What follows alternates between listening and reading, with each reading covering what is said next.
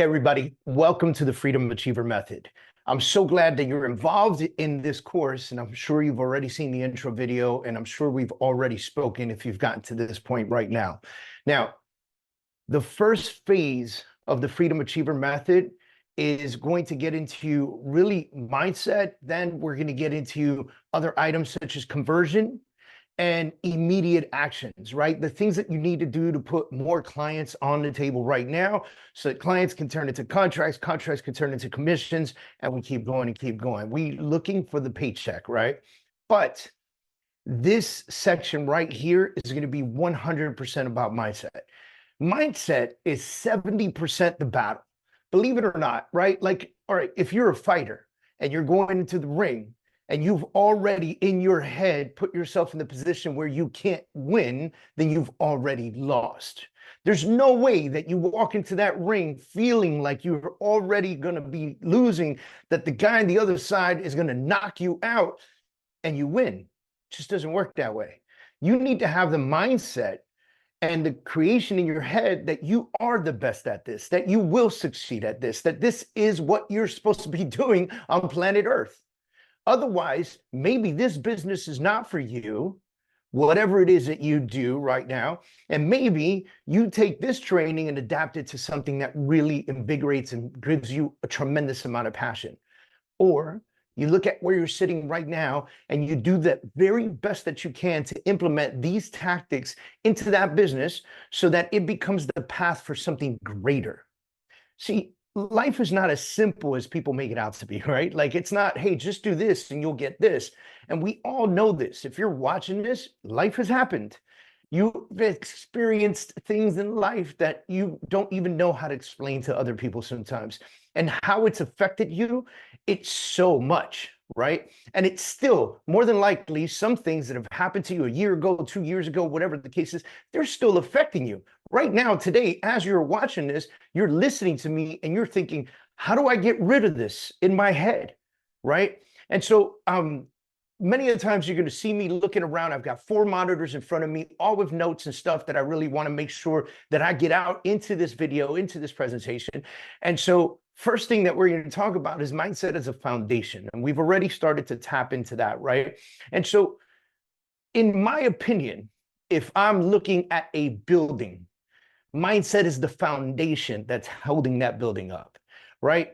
The second, and you guys know this, the second that mindset falters, that's where you begin to falter. That's where your business begins to falter. That's when you're not having fun anymore and you're questioning what you're doing and you don't know if you like it anymore. And all these things start flooding your head because guess what? It's human nature, right? It's human nature to worry, to be concerned. Let me explain to you why. The human brain is a defense mechanism. It is not an offense mechanism. There's nothing in your brain that says, go, go, take risks, fail, suffer, be hungry, eat ramen noodles, like, do all this crazy stuff you got to do to win in life, to win in business, right? Because don't worry, in the future, it's all going to work out as long as you put in the work. There's nothing in your brain saying that. Your brain is going, no, no, no. We must consume. We must stay fit. We must live.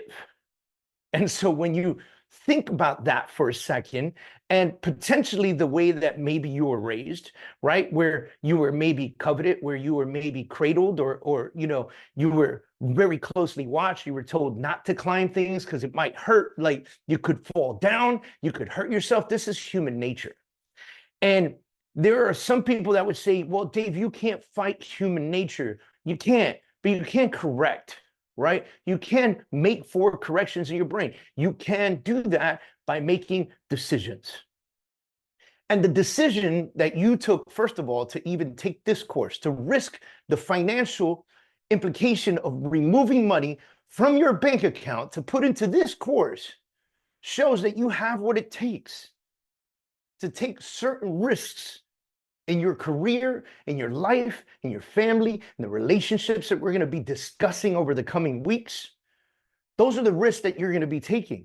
Those are the things that need to be immediately corrected in your brain. So let's dig into it. Let's talk about the underlying thing that really falls in mindset, right? When you see somebody with the ultimate amount of confidence, you think to yourself, wow, that person really believes in themselves. And you have to imagine that that person has a particular mindset that just gets them going, man. Like there is nothing in the world that's going to destroy them. And I'm going to tell you right now, there are things in this world that are dying to destroy them. There are things in this world that are beating them up right now. But the decision that they made to ultimately be confident in the things that they do, that is what makes them a big differentiator. That is what changes that. That's what sets them apart from the rest. And so this is going to be a big part on how you separate yourself from your competition, is walking into the room with your chest up, chin high, and having that ultimate level of confidence. And you're going to do that by knowing exactly what it is that you want. You're going to do that by knowing the steps that it takes to get what you want. And you're going to do that by knowing that because you know what you want, because you understand the steps, you're going to create domination in your industry, whatever your industry may be. And as crazy as it sounds, right, this is a big key. The truth is that skill comes with practice, just like anything else. By the way, mindset comes with practice too, right? Like this is something you have to practice on a daily basis, but skill comes with practice, which means that if you work on your mindset and you get your mindset right, and then you do the things that we're going to talk about in attaining clients and putting people in front of you that want to do business with you, when we discuss that at a high level, the truth is that the skill will come. You don't even need to be very good at what you do, and you don't need to be the best at what you do. You just need to be the best at acquiring clients. And so that's what the Freedom Achiever method is. I'm not going to teach you how to do your job. You need to learn how to do your job by the mentors that are in front of you. What I am going to do is I am going to help coach you into understanding how you will acquire more clients than anyone else, how you will have more relationships than anyone else. And that ultimately will give you the craziest confidence that you want and you deserve. And by the way, that confidence is infectious, because if you have a team, if you have people around you, if you guys work in pairs sometimes, if you go after the same clients and split commissions, whatever the case is, if you have that confidence, the people around you will also have that confidence, and they will bear witness to you having the ultimate mindset, the ultimate confidence, and stepping into a room, and the whole room, it almost like when someone walks into a room with massive amounts of confidence, it's as if the whole room knows it. You could almost hear the room get more quiet. You can hear some people stop talking and just kind of look over. We've all witnessed this. We've all seen it. Some of you have been the focal point of that attention. So the next thing we're going to talk about, because we did mention having the ideology of knowing what you want and then knowing the steps to get there. And the next thing we're going to talk about is developing a goal. Now, what is your goal? I wrote some comments here, right? So financial freedom, location freedom, time freedom. There's so many different goals that are out there, and we can make sure that all of these goals are achievable. So let's really dig into this real quick, right?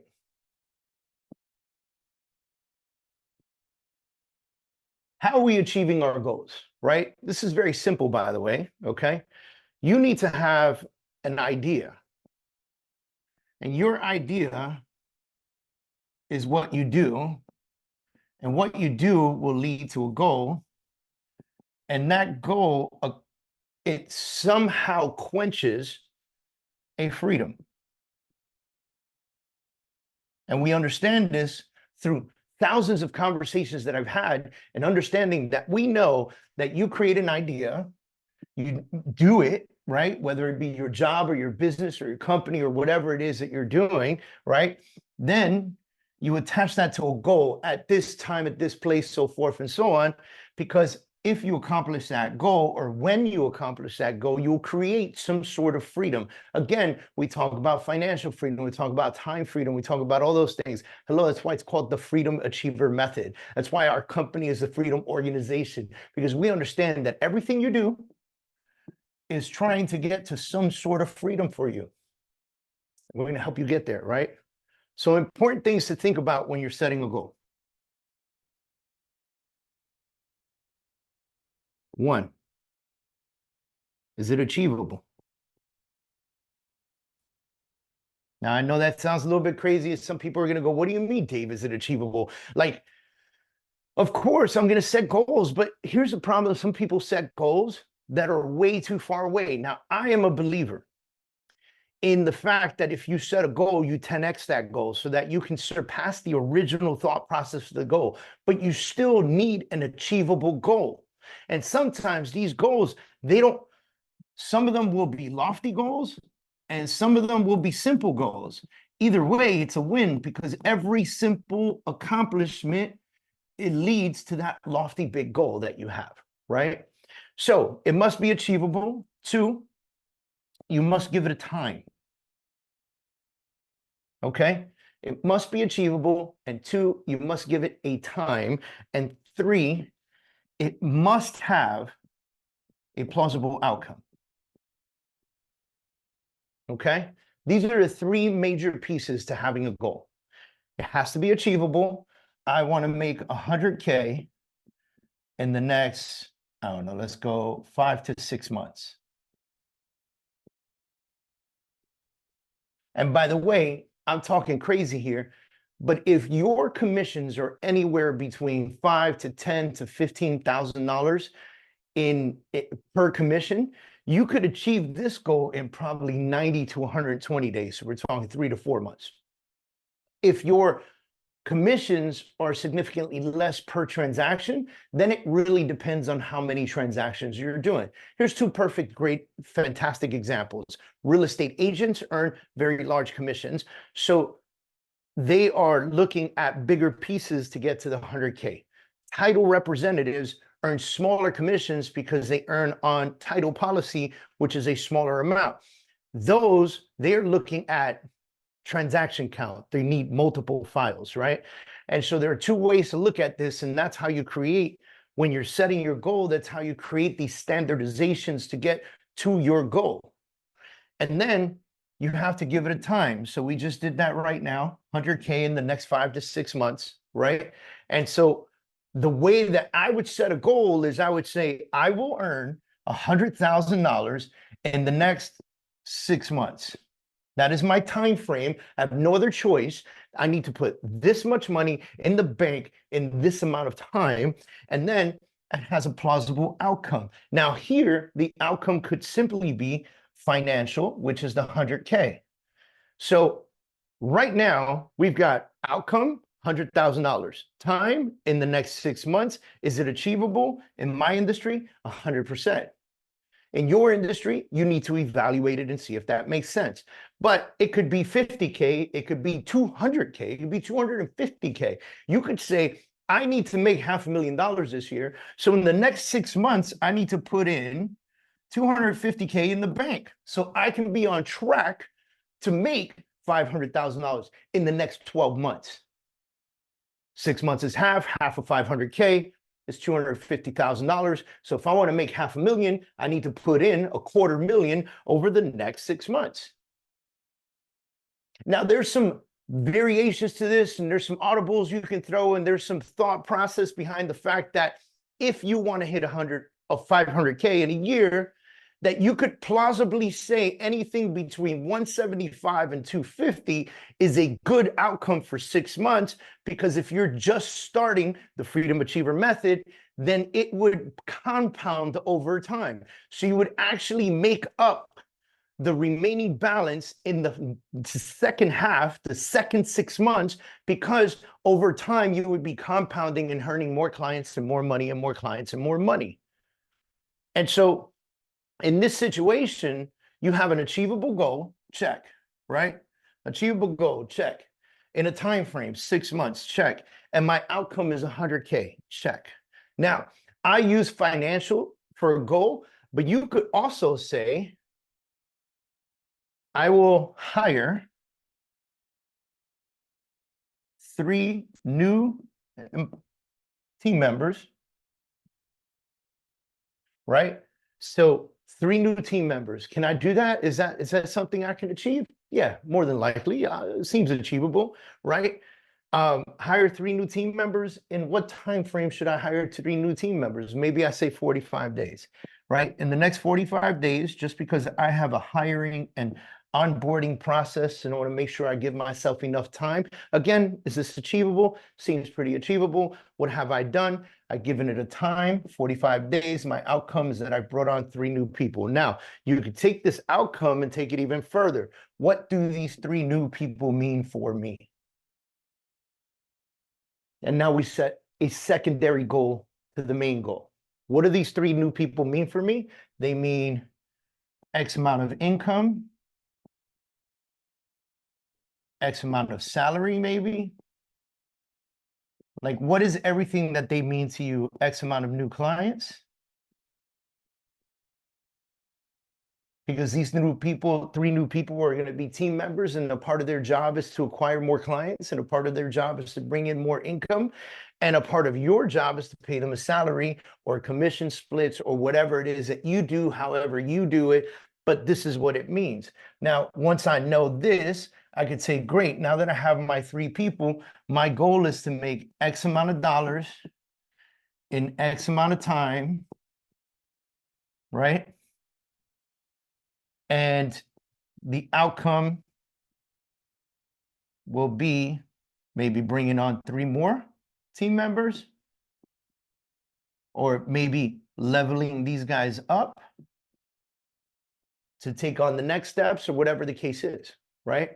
And so that is very simplified goal setting. So here's task 1. Let's write this up here. As a matter of fact, task 1.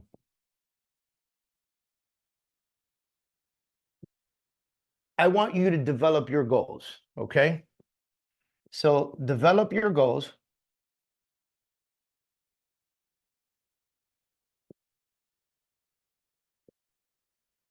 I want you to think financially, hires, new clients, old clients, relationships,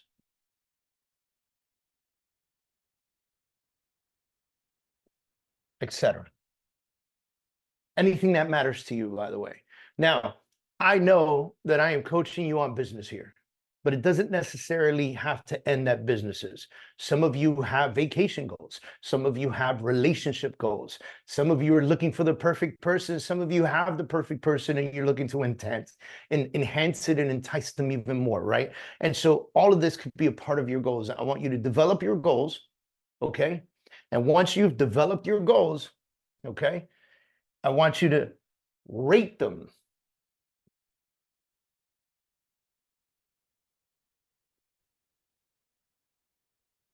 One through 10 on, is it achievable? Did I give it a time? And my outcome is clear.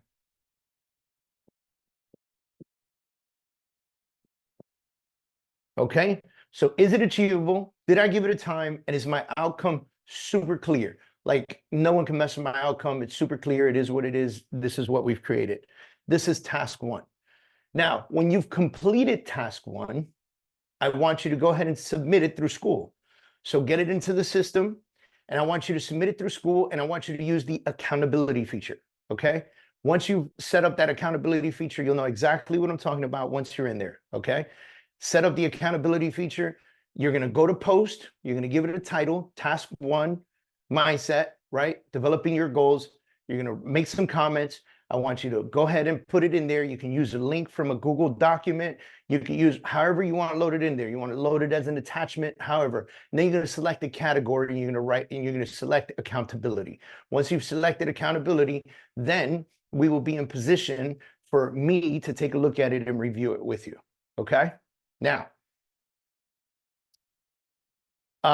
this information, by the way, will also be written in school. So you'll have this, it'll be on point. All right. Now, next piece is I want to talk about, well, not the next piece, but I want to really dig into something real quick. The bad word, right? A lot of people will tell you that when you're thinking about the importance of money, that it's not the right way, that you should not think about money, that you should think about the clients, that you should think about a million other things except for the money. And listen, I agree to a point, but here's the thing. Money is a tool, and that tool gives you accessibility to hire more people, get more clients, reenact with your old clients, send gifts, create more relationships over coffee, over dinner, over breakfast, over lunch. Like all of this stuff requires a tool, and that tool is money.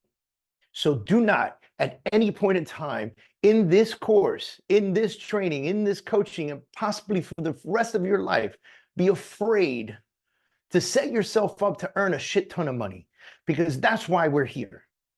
You did not join my course so you can have better friends or more relationships or whatever the case is. You came to this course because you said, I'm going to invest this tool, this money into this course so that I can 10x, 20x, 30x my return.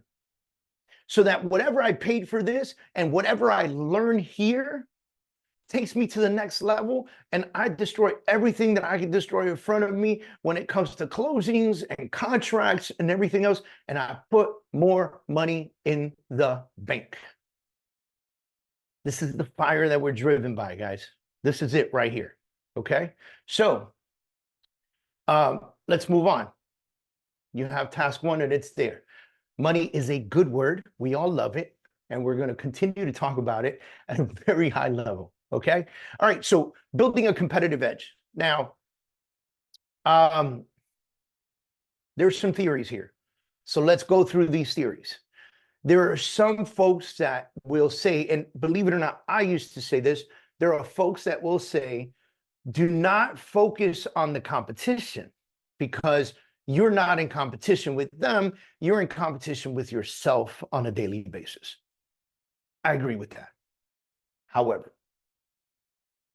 if you do not study your competition, then you will not know what you need to do to make yourself stand out in front of them. Does that make sense? Right? So there's some lines here, right? Like, you got competition, right? Company A. They're amazing at what they do. And they're rocking and rolling, and they do a lot of business. And you say to yourself, I'm only going to focus on me because I'm not worried about company A, okay? I'm not worried about company A, okay? I'm going to write this here, compete, right? So I'm not worried about company A because I'm going to worry about me. The problem with that, okay, the problem with only worrying about you is, yes, you beat yourself on a daily basis, right? And you're only leveling up to the next level of yourself, but understanding what company A does helps you level up more. Because you're going to see what they're doing, and if you study them, which you must study your competition, if you study them, okay, they are going to give you insight to what they do, and you're going to figure out how to do it better.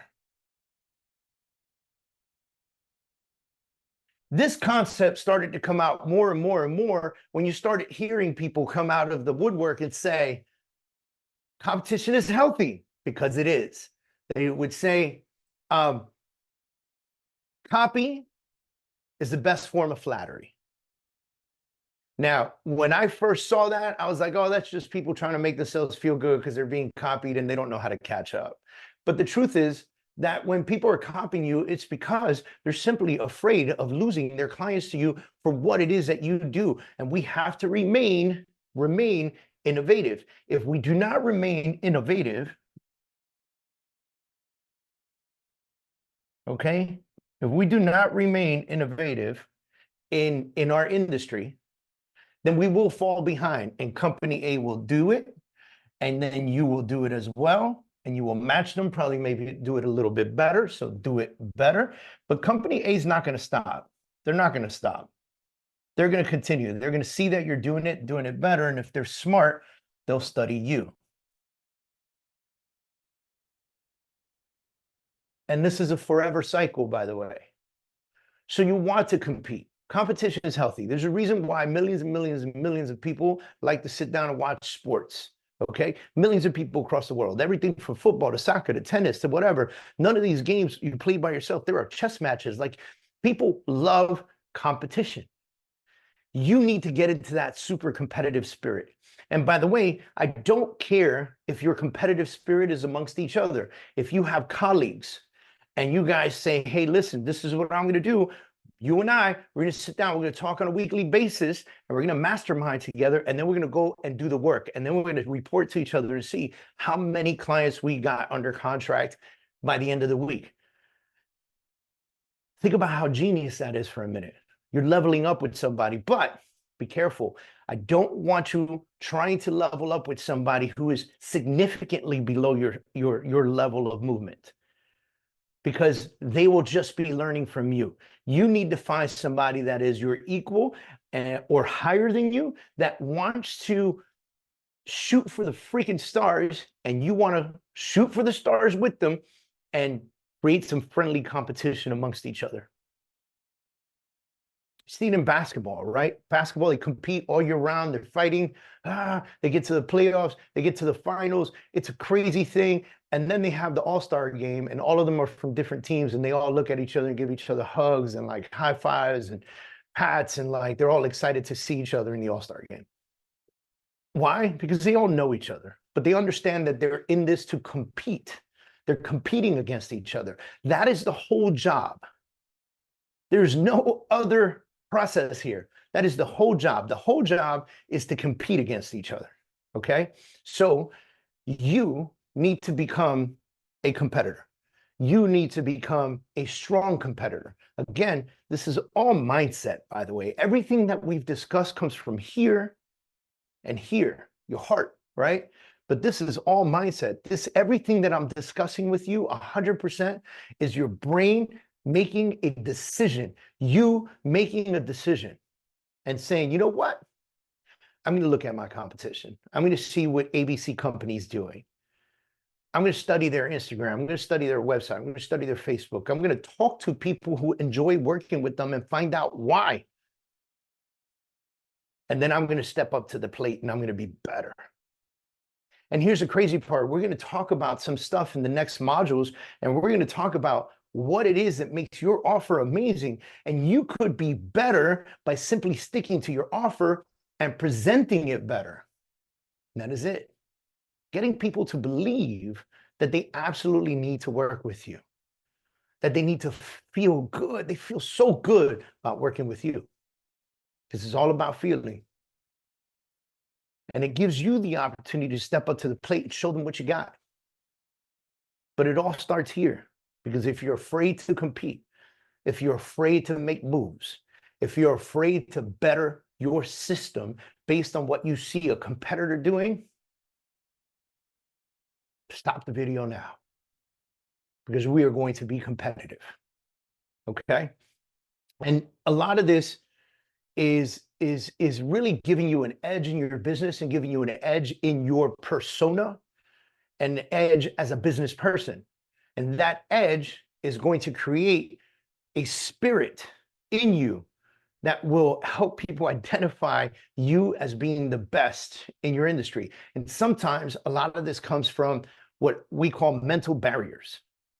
There are a ton of mental barriers to success, by the way, right?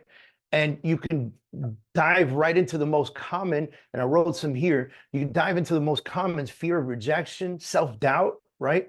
And how do we have strategies to overcome those things? Well, let's talk about that real quick. And I use these two specifically because I know at a high level where some of them come from, right? So let's talk about fear of rejection.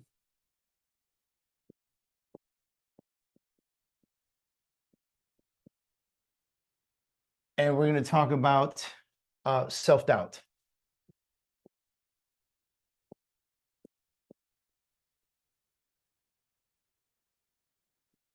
So where does fear of rejection and self-doubt come from, right? Fear of rejection, most people don't like Don't like no, right? And I don't even know why I put this line here, because it seems like a lot of the things we're going to talk about really intertwine the two of them. So we'll just do this, right? Fear, rejection, self-doubt. Okay. People don't like the word no. They're afraid of not being skilled enough.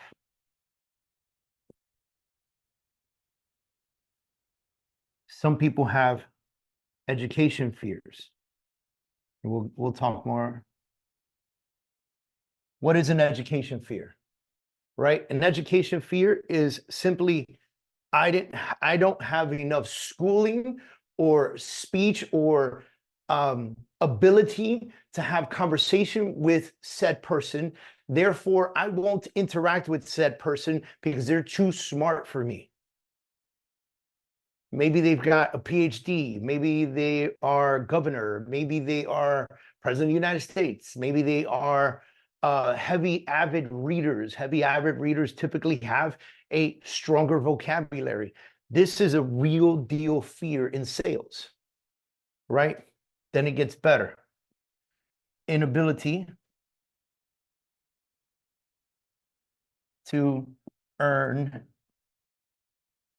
money. This is a strong fear. This fear of the inability to actually earn money holds you back from earning money. This is the craziest thing. It's like the yin and the yang, right?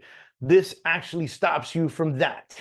And so the inability to earn money comes from the fear of not being skilled enough, the fear of being told no, educational fears. It is the one fear that says, I do this, I can go do this, but I don't have the skill, or I don't have the knowledge, or I don't have the confidence, or I don't have whatever it is that you're making up in your head. And therefore, I won't be able to close these people. Again, putting your position to walk into that ring knowing you're going to lose to your opponent already. I won't be able to close this person. And if I don't close this person, I won't earn money. But here's the caveat. I won't earn money, and therefore I won't be able to feed my family. I won't be able to pay rent, mortgage. I won't be able to keep my car, etc. Which, by the way, many of you have felt these fears. Again, normal human responses, right? And so when we're looking at this, we need to become significantly better at overcoming these mental barriers. How do we overcome these mental barriers? It's practice. First of all, if I told you to give me a list of 10 things that you just do horribly, chances are you'd be able to give me that list. Again, the brain works in defense, not offense, right? If I asked you to give me a list of 10 things that you do really, really, really well, chances are you won't be able to do that to me. Do that for me, okay? So here we go. Task 2, post video. Create a list of 10 things that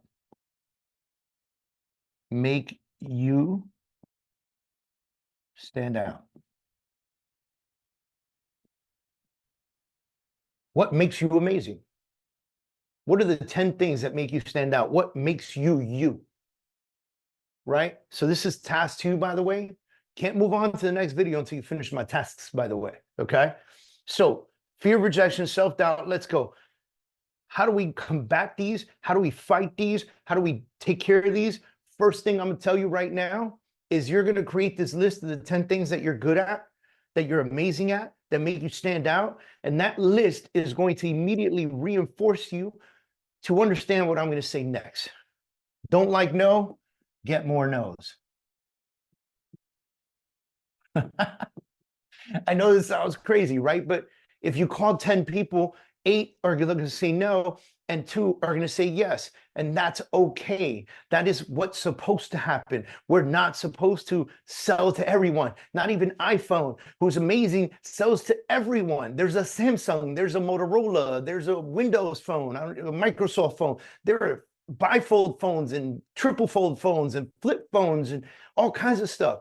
And although Apple controls a large piece of the market, they are incapable of selling to everyone. So you can't, and you won't, and that is okay. And so once you accept that no is good because it leads to yes, then you're going to be good, right?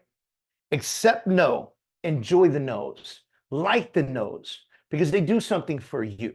First of all, every no you get leads to a yes. How's that possible? Because in every no, you're going to sit back and you're going to evaluate why they said no, and you're going to shift and adjust. You're not going to do the same thing over and over and over and over and over again. And even if you did that, it's plausible to believe that you would probably get some yeses. Here's the cool thing, though. The more you have conversations, the more you converse with people, and the more no's you get, the more yeses you'll get. And over time, you will perfect your conversation so well that you'll start to average more yeses. So instead of 8 no's and 2 yeses, you'll get 6 no's and 4 yeses, or 5 no's and 5 yeses. What? I'll take that. I'll take a 50% return on time investment, right? Now, next piece is afraid of not being skilled enough. Here's what I'll tell you. You cannot become skilled at your craft if you have no one to service. Does that make sense? You cannot be skilled at your craft if you don't have anyone to service, because you can learn your craft all you want, but if you don't actually implement the things that you've learned about your craft, if you don't actually implement the things that you're supposed to do in your craft, in your business, and you can't provide that service to anyone, then we're null and void right now. So the key here is to believe that I need to have more people so that I can become better skilled. Education fear. Here, I'll give it to you. I'm not going to tell you to go back to school, but here's the crazy part. You're doing it right now.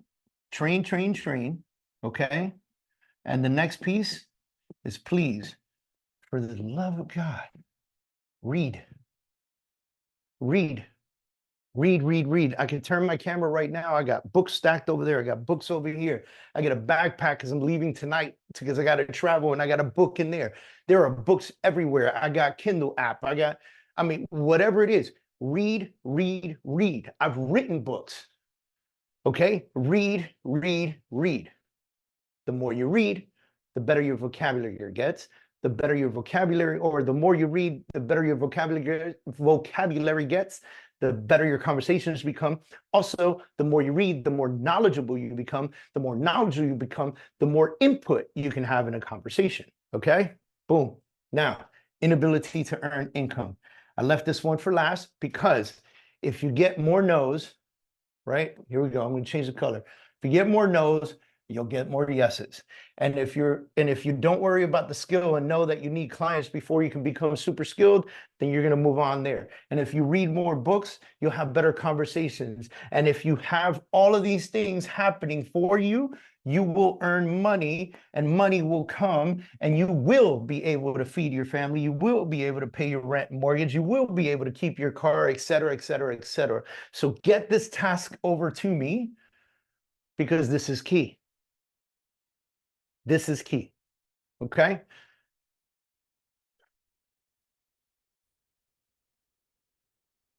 Now, overcoming mental barriers is a very it requires a ton of practice, and it requires time. And so what I want you to be is massively patient with the task of mindset. Be patient with it, because having that patience is critical to the success of it. You cannot instantly wake up tomorrow and be the most confident person in the world, because it would be false. It would be a fake confidence. It will be motivation, if you will, because motivation is temporary. Skill and knowledge is forever. And so with that big piece in your head, I want you to think, I always talk about military mindset and learning from military mindset, right? When I left to the United States Marine Corps, I was a knucklehead, guys. All right. So I'm going to share this with you. I was a knucklehead and I left to the military because I had to. Okay. There was no, there was no family lineage that said that I wanted to like follow the path of the United States Marine Corps or anything like that. I was in a place where I knew that if I didn't go do something that kicked my butt, that I may or may not be successful in life. And that was a scary place for me to be as a teenager. And oftentimes when I tell people this story, they say, wow, as a teenager, you had that sort of foresight. That's incredible. I don't know if it's incredible or not. I don't know if it's foresight or not. I just knew that I didn't want to be a bum. I didn't want to be in jail. I didn't want to be a criminal. I didn't want to be any of that. I wanted to be great. I just didn't know what I was supposed to be great at. And so the Marine Corps to me was a way that I could get into something that would challenge me at a very high level. And that challenge, by the way, in boot camp by itself took 3 months. It's 3 months of boot camp, but it's 13 weeks total, right? And it's broken up into what they call phases, okay? And so the first phase of boot camp is they shave your face, they shave your head, they don't call you by your name, they call you recruit, you don't have a name anymore. They give you a uniform, they take away all your clothes, they take away your ID, they take away your wallet, they take away your money, they take away everything that you walked into the door, everything that gave you an identification, anything that you consider to be your identity, your Nikes, your cool jeans, your t-shirt that said rock and roll lives forever, you know, your cool hat, whatever it was, whatever you walked in with, that it was all taken away from you. That identity was ripped away from you because it was the Marine Corps' way of saying, we are going to completely break you down. We're going to remove all the bad habits from your life, and we're going to completely break you down. And so when you really think about this for a minute, you have this same exact opportunity. With everything that I'm giving you here for mindset, you have an opportunity to re-identify yourself as a person. Who do you desire to be? Who do you want the world to envision you as? Because those two things need to be closely tied together. Because how you do anything is how you'll do everything. And if you know that at a very high level, you know that you should not be fake in front of people and a different person, the real you behind closed doors. People need to see the real you. Who is that you? Is it who you are today, or do you have a deep burning desire to be something different? And is that something different going to require you to strip yourself of your identity and clean up and start fresh and new again?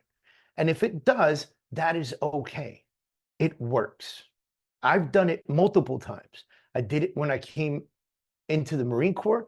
I did it when I left the Marine Corps because I had to strip the identity of a military man in order for me to fit in a civilian world that didn't accept me with my Marine Corps personality. I had to make shifts. I had to make adjustments.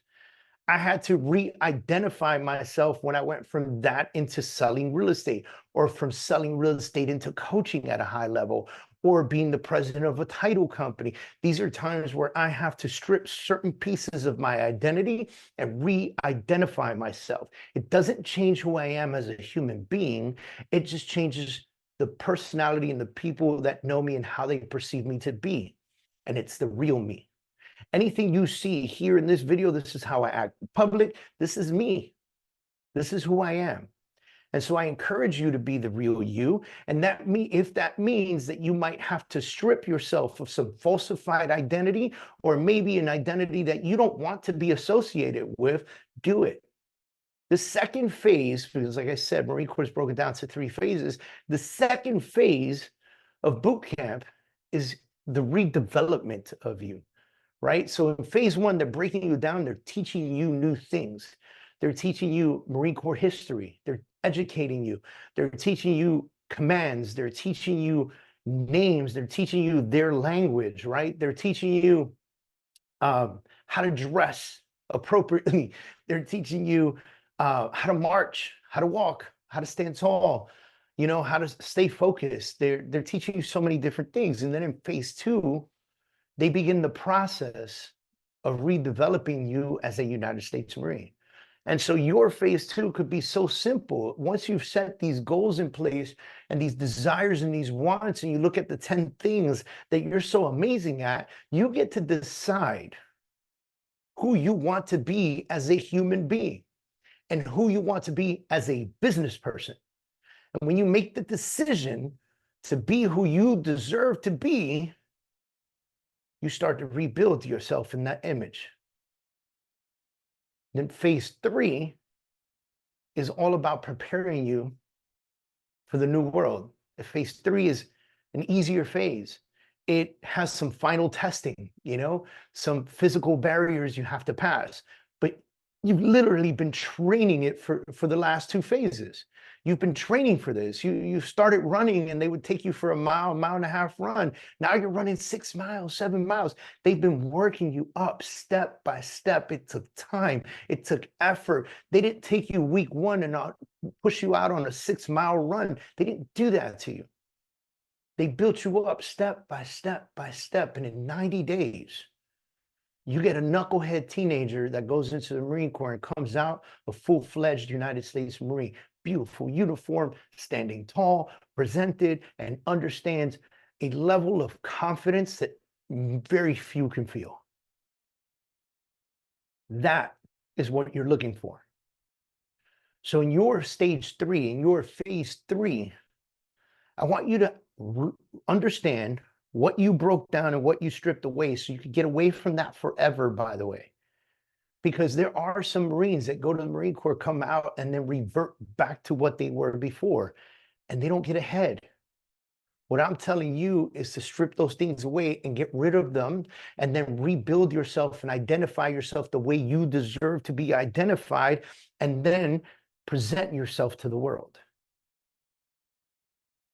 Present yourself to the world through social media marketing, through conversations, through meetings, through anything like that. Present yourself in a way that you want the world to understand and recognize and know you. And that, ladies and gentlemen, if you can get into that mindset, if you could break down, redevelop, redesign, and present yourself to the world, there's so many things that you will accomplish in that process. People will look at you, they'll go, man, there's something different about you. Man, I'm seeing you super hyper-focused lately. Man, you're doing really well in your business. Now, if this is not you, if you feel like you are who you are, then don't start in stage 1 where we strip things away. Start in stage 2 and emphasize who you are and take yourself up there. If you can emphasize who you are and really push yourself to the next limit, then you present a higher and stronger and more confident version of yourself. And by the way, there's no level to this. So if you say, Dave, I'm confident enough, no, you're not. Because if you're not where you want to be in your business, there are some pieces that are missing. And so there's nothing wrong with evaluating yourself. As a matter of fact, you should evaluate yourself consistently, all the time. I'll be 100% honest with you. I evaluate myself on a constant basis because I want to make sure that I am always being the truest version of myself, right? I know that I'm a t-shirt, ball cap, jeans kind of guy. I know that. And all of my training videos are going to be like that. You'll very rarely see a training video with me with a shirt and a jacket, a button down, and all this other stuff, right? That would have to be something I'm doing for someone else and my special request for them. And even then, I'll fight it tooth and nail because this is who I am. This is how I present myself to the world. But I also know that there's nothing wrong with wearing a suit. And so I'm constantly evaluating myself and looking through the process and making sure that I am always presenting myself in the most valuable way and in the most honorable way with the most courage possible, so that people are getting 100% the real version of me, so that you watching this video right now are getting me and my passion at 1,000,000%, not at 50%, not at 70%. I got to be up here at 100%, 110%. I got to be better than good. I got to be better than great. I have to be better than infinitely amazing, because I owe it to you. And that's how my brain works. And that's how I want your brain to work. And that's why I want you to really think about this whole military breakdown, redevelopment, and presentation. And then implement it in yourself. The mind takes work, man. It's not going to happen. Listen, you're here with me in this program for 90 days, and it might take that whole 90 days to get exactly where you want to be in your mindset. And then you stay consistent with it. You stay consistent with it, because, ladies and gentlemen, things are going to come from the outside, from the left, from the right, in front of you, behind you. There's going to be knives thrown at you, broomsticks to trip you. Like, there is going to be things that happen, because guess what? That's life. Life happens. So get with it, folks. People will die. Other people will be born. Clients will leave. Clients will come back. This is life. Accept it. And just continue to do what you know how to do best, in the manner in which you do it, in the truest, most valuable version of yourself. One of those things is what we would consider to be the holistic approach. And now this is my mind, body, and soul piece. Okay. My mind, body, and soul piece really digs into the fact that I believe that it is absolutely impossible. This is my belief, and believe it or not, it's believed by many, many, many high-level superstar entrepreneurs that you know. You cannot be the absolute best version of yourself if, one, you're not in shape, you're not taking care of yourself physically, and two, your soul is not properly connected between your body and your mind. Now, you probably weren't expecting this, and that's okay, but it's important to have this conversation. Mind, body, soul. Let's talk about that real quick. I'm gonna type it out. Mind. Look, I'm so glad it was green, because I believe that when you have these things in order, money comes. Okay? I believe that when you have these things in order, money comes. Your mind. We've been talking about your mindset the whole time. We spoke about reading more. We spoke about training more. All these different things, we spoke about them at a high level. But the body, we haven't really discussed. Eat better. Work out. Yo, listen, I don't care what you do. I don't care if you do yoga, Pilates, you lift weights, cardio, you go for run, you go for walks, you do stretches, I don't care. Work out. Eat better. What you consume is important, and what you put into your body is important. I can tell you that I've been in the ups and downs of weight, of muscle mass, of whatever it is, you name it, I've been there. I've had no muscle and fat. I've had muscle and fat. I've had muscle, no fat. I've been all over the spectrum with it. And I can tell you that when I eat better and I work out better, my mind is in a better place, because I have more confidence in myself. When I walk into a room where I put on some clothes, you guys know the feeling. I don't have to stress this. You know, when you put something on and it looks damn good on you, you feel damn good about yourself, and your confidence level goes through the flipping roof.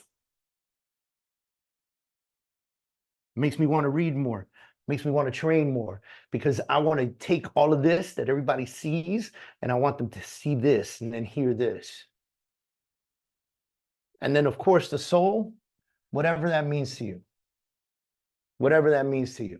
Some people believe it's God. Some people believe it's meditation.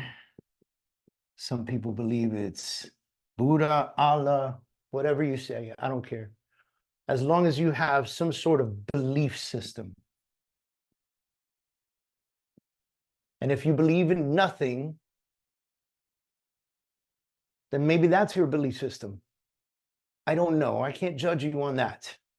But I will say, when you have these three things in line and intact, these three things right here will put more money in your pocket every single time, because everything that we've discussed about mindset, about mind control, about re-energizing yourself, about the practice that it takes, about the effort that you have to put in, all of that stuff falls in line with all of this. Because if I'm working out and I'm feeling better, then I'm working on my mind, I'm exercising my brain, I'm feeling better. If I have proper meditation, if I talk to God, if I pray, I feel better. And when I feel better, I could make other people feel better. And that is the holistic developmental side: physical health, mental clarity, emotional well-being. These are the things that are important when it comes to mindset. I can't emphasize on this enough. So there are some things that I won't be able to control with you in this group coaching. And one of those is whether or not you wake up and go to the gym. I am going to challenge you, though. I am going to challenge you. In school, I'm going to challenge you to put some before and after photos up. In school, I'm going to challenge you to take a picture and post it, and that you went to the gym, or that you went on a walk, or that you're doing something. Create a video of you on your run. Let us know. Put it in school. I want to see that you're doing this. And by the way, by doing that, you'll motivate other people. Other people will then post and make comments on yours, and it'll keep you motivated.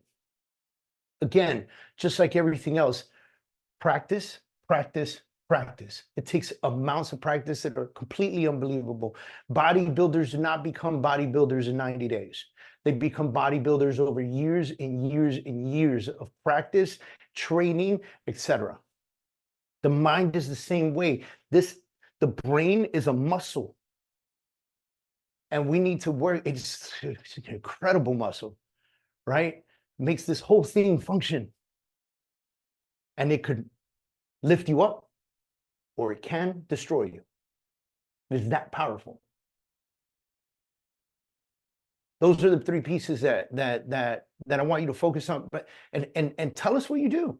If you meditate, tell us how you meditate. Share apps with us. I want to know everything. Put it out there in school. Put it there so we can see it. Make comments in the general discussion so that everybody can see what you're doing, and motivate other people, because that is the purpose of this group coaching too, is that you guys are working in conjunction with each other to level up. If I don't see any of these posts, then I know where you're at. It's that simple. And so when you come to me down the road to tell me that you're not exactly where you're at, I'm going to ask you about this. I'm going to ask you about this.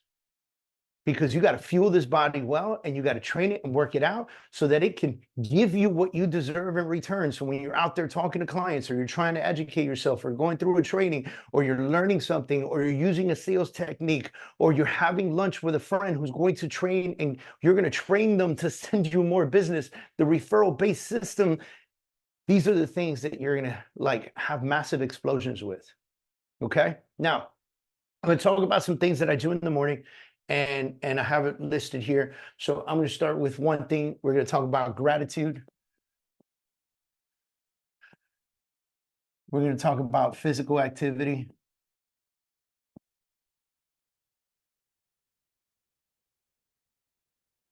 Okay, let's see what I have on my list here. Prioritizing. Yes, I'm not the best speller, so don't mess with me.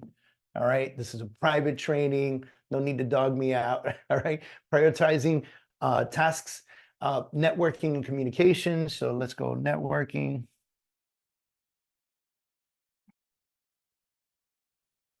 and communication. Okay. Next piece is personal time and celebration of wins. So personal time.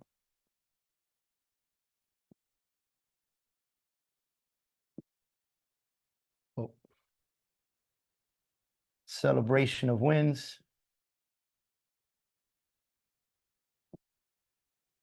Okay. Next piece is lifelong learning. Okay. So we talked about this a little bit, but I'm still going to put it in here. Lifelong learning. All right. Now, I wake up in the morning at 5 a.m.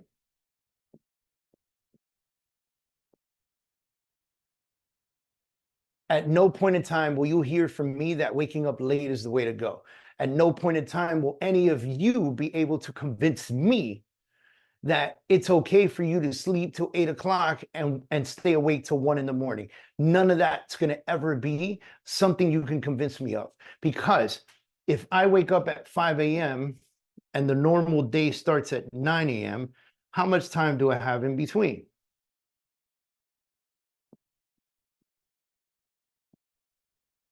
I got 4 hours that I'm going to put in certain points of work that no one else is going to have. In that 4 hours, I'm going to find 3 people that I am grateful for, and I'm going to make sure that I'm going to send them a message that day, let them know what I'm grateful for. The next thing is my physical activities piece. Okay. We talked about this. During that 4 hours, I work out. Now, everybody's schedule is different. Okay. I used to work out really early in the morning. I might actually start, I don't know, this is recorded. I might actually start waking up at 4:30 in the morning to get into the gym earlier because I have kids that go to high school and they need to be there at a certain time and it messes with my 4-hour period. Okay. And this time I prioritize my tasks by listing them. Why am I doing this? Listing my tasks in order of importance. Okay. Listing my tasks in order of importance. So I know exactly what I have to do that day. And I do it here on my whiteboard, by the way. I know exactly what I have to do that day. And I can come back and I can line them out as I get them done. In the mornings is when I do any calls for networking or communication. Okay. Personal time, I call it me time. My me time is mine. You know what else happens during this 4 hours? Few people are awake. Few people are awake in my household. Few people are awake in the world. No one's texting me. No one's emailing me. No one needs anything from me. No one's asking me for food. No one's asking me for a ride somewhere. No one's asking me for money. Like, it's me. I have me time. And what do I do in that me time?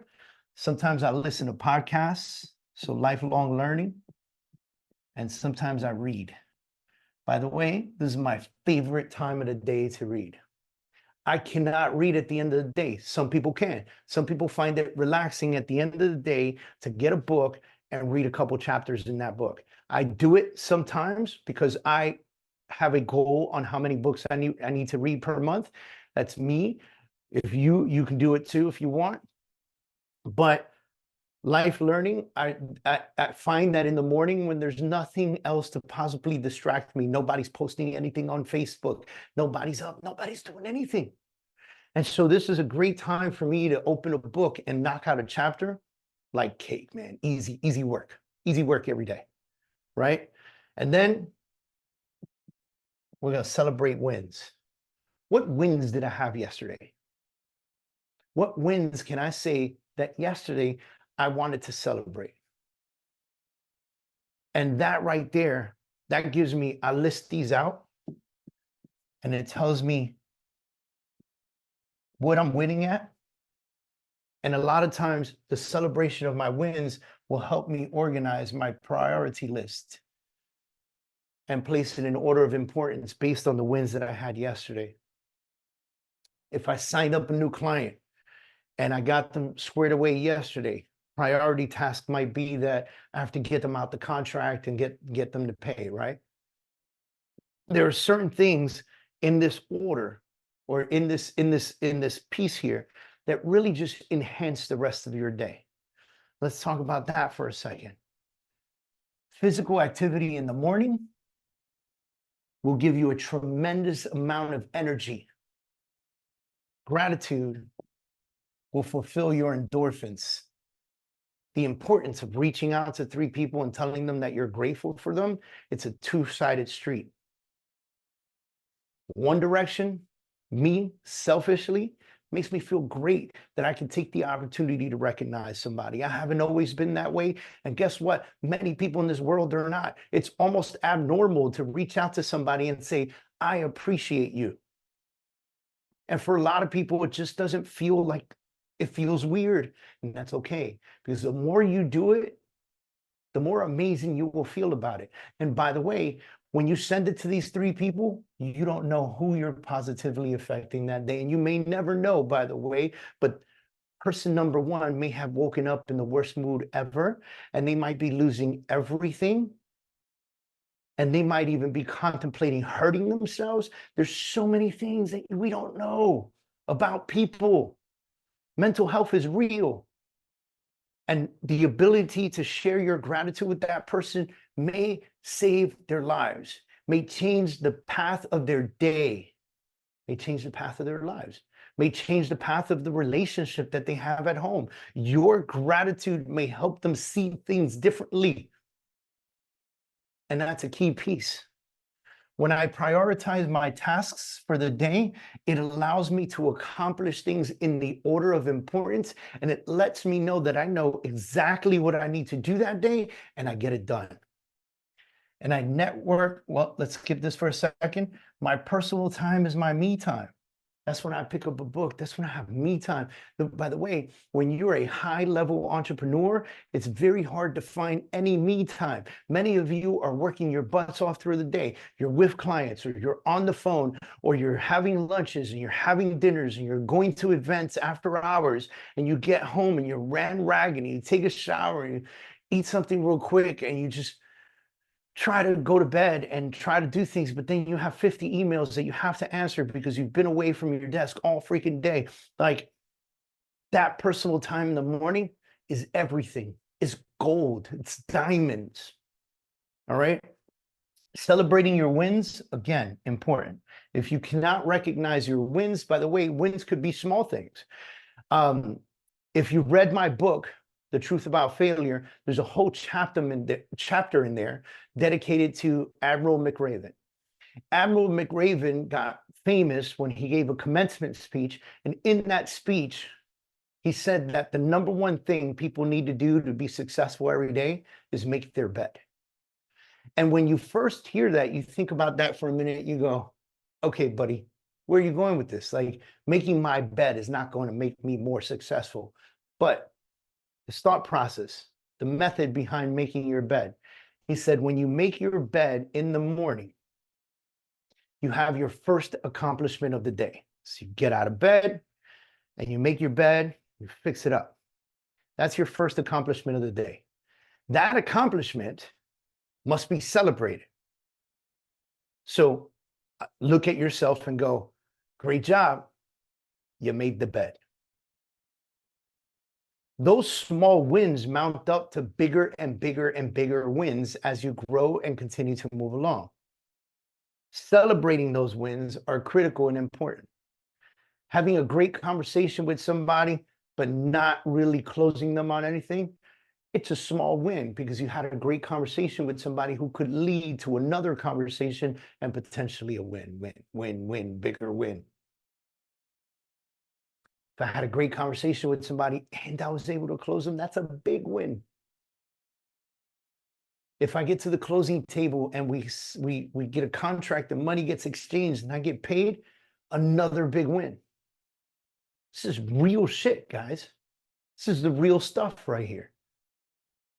And as tedious and task providing all these things feel like for 4 hours of your day, you have no idea until you actually do all of this in one day. You have no idea how accomplished you feel before 9 a.m. They ain't even start yet. Day has not started yet.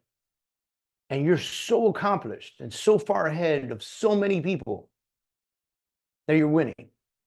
Now, here's a keynote. Try not to send those gratitude messages at 5 o'clock in the morning. Most people don't appreciate that, okay? Send those later on through the day, but list out your 3 people. Who are you going to be grateful for? Who are you going to show gratitude to, right? And then network and communication, which is the one we left out here. By the way, lifelong learning, it's a part of the me time. It's a part of the process. In the morning, I listen to podcasts. I've got some of my favorites. I watch the YouTube videos. So I go to the YouTube version of the podcast and I'll put up the video either on my phone and put it in my pocket. I can listen to it, or I'll put up the video on my computer here in the office while I'm maybe just working on a few things, or maybe I'm stretching, or maybe I'm doing something else, but I'm listening to it. It's pretty cool, right? Before I hit the gym. And then networking and communicating. So this is when you make your calls, right? We're all salespeople. So we got to make those calls. We got to reach out to people. What better time to reach out to people than priority task number 1 in the morning, right? Not at 5 a.m., okay? But when you've gone through your 4 hours of doing so much stuff, you've worked out, you feel great, endorphins are running, you've been grateful for people, you're grateful to yourself, you're celebrating your wins, you had some personal time, you read some really interesting shit, you listened to this amazing podcast where the person gave you 4 aha things to think about, et cetera, et cetera, et cetera. And then you get on the phone, start calling people. You think you're going to be better than the average person who just rolled out of bed and started making their calls? Heck yeah. You think you're going to be able to stand up and be ahead of your competition? Of course you are. Because if your competition is not waking up and doing all of this, they're going to fall so far behind you, it's not even funny. This is a part of feeling competitive too. When I see somebody post up that they wake up at 5 o'clock in the morning, I'm like, yeah, I'm going to wake up at 4:30 soon. And I'm okay with that. Got no problem waking up at 5 a.m. I love it. I love it. I do have a key though. I don't answer emails, text messages, or social media posts until after my 4-hour period. I do not consume those 4 hours with things that are not going to help me at all during those 4 hours. That's not my time to do that. So don't get consumed with things that are outside of this. And so in school, I could give you task number 3, but it's not going to make it a task. I'm not going to make it a task. But in school, give yourself a shout out. I woke up earlier today. By the way, waking up at 5 a.m., if you are a new rookie at waking up early, if your current time is 7:30 in the morning, again, practice, practice, practice. If your normal time is 7:30, start waking up at 7 for a few days. When you get used to 7, go 6:45, 6:30. When you get used to that time, go 6:15, 6 a.m. When you get used to that time, and just keep going and keep going and keep going. Again, is it time consuming? Yes. Can some of you do it overnight? Can some of you just wake up at 5 a.m. tomorrow? Sure. Will you keep going? Different question. I don't know. Some of you may be very capable of doing it. Many will not. And so if this is a new thing for you, work on it on stages. The way we talk about everything here, by the way, we've discussed mindset, we've talked about the stages and the time it takes to do these things, the time it takes to create habits, the time that it takes for you to feel massively confident, the time that it takes for your body to transform when you start working out. All of this takes time, effort, and practice. I want you guys to be there 100% of the time. Listen, we are in the life and in the business, no matter what you do for a living, we're in the business of changing lives. I'll make this bigger again. Now let me get white.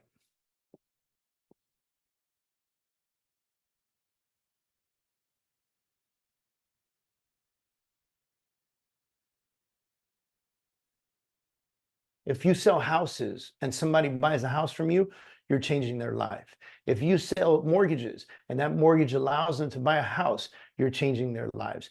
If you sell title and that title allows them to get a mortgage that allows them to purchase their house, you're changing lives. If you sell bicycles and somebody comes to buy a bicycle so that they can get in better shape, you're changing lives. If somebody comes to that same bicycle store to buy a dirt bike for their child and their child's happy and it makes the lives of the parents happy and the parents are proud, and so you're changing lives. If you sell lollipops and somebody comes and they buy a lollipop and they put it in their mouth and the flavor's amazing and they're happy and they're feeling great, you're changing lives. Do I need to keep going with examples? I don't care where. If you sell roofing and somebody had a leak in their house or they were afraid of almost getting a leak, or they have a plant growing out of the top of their roof. I've seen it all, right? And you change their roof, you're changing lives. You're making them feel safer in their domicile. You're making them feel good. They were accomplished. They feel great. They have resale capability. So many things just happen for this person. You're changing lives. And you make them feel so good that they're just in a better mood at home, and their kids like them more, and their spouse likes them more, and their parents like them more. You're changing lives. Now, this is a whole different level of mindset right here, to understand that what you do is a service and you sell a service or a product. And every time you sell this service or product, you are changing somebody's lives for the better.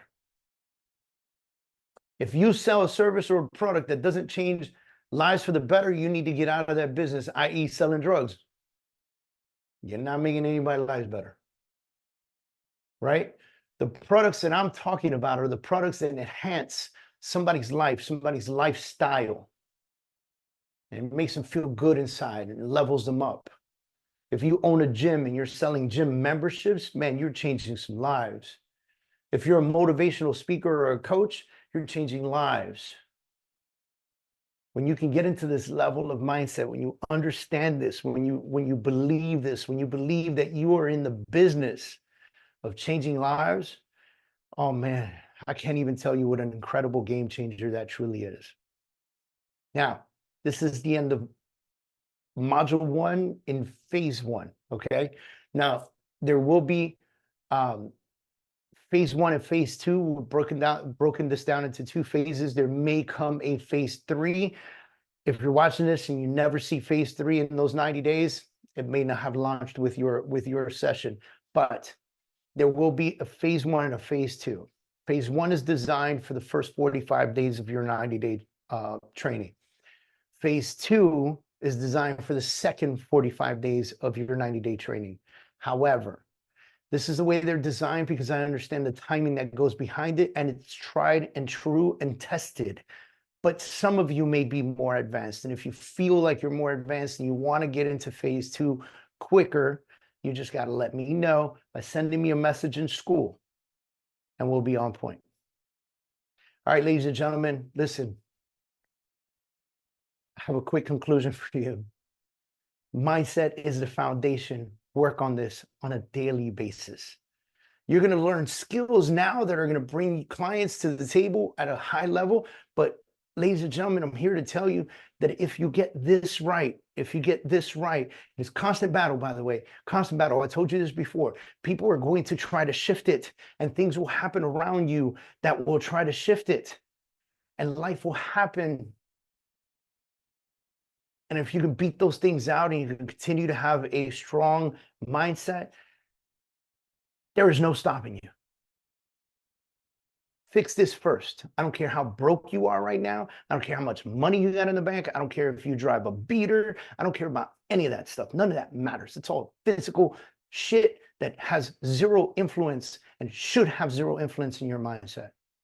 A lot of people say, when I make a lot of money, that's when I'll feel like a hero. That's when I'll feel like a champion. When I can pay this or buy this or, drive this or drive that, that's when I'm going to be a superstar. That's when I'm going to feel good about myself. It's fucking horse before the carriage, a carriage before the horse here. You get your mind right, and all of those things will come. And it shouldn't be those things that help reward your mind. It should just be physical rewards, things. And you should be grateful for them and grateful for the opportunity to be able to have them and show them off and have fun with them. But they shouldn't be the foundation on why you feel good about yourself, ever. So work on this first. I'll see you guys in the next module.